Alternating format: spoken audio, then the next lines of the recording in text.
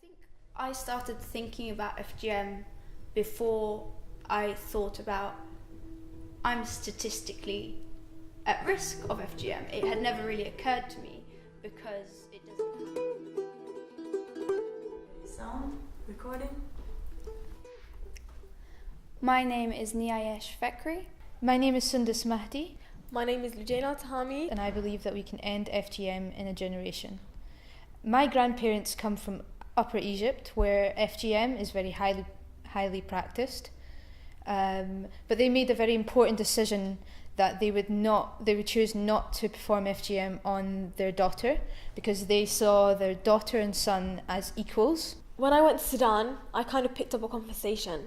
It was a conversation between two generations, and it was more of whether the older generation wanted FGM to be performed on a girl. My story as an Iranian is that I started talking about FGM to my mum.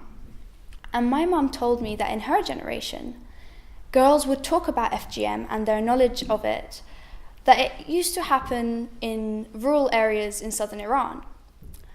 But today, much of that conversation has gone down. But I didn't really understand the importance of that until I was in school. When that discussion was happening in the classroom, I realised how uncomfortable my classmates were and how uncomfortable I was. So I was questioning it with my mum, and my mum made a joke. She's saying, "Oh God, if your grandma knew that you're doing campaigning on FGM." It was a joke, but it really highlights how much of a taboo it is to talk about FGM in Iran right now. Because the younger generation, like my parents for example, have more education, they're aware of what the side effects are from FGM, they can actually stand up to the older generation and actually say no.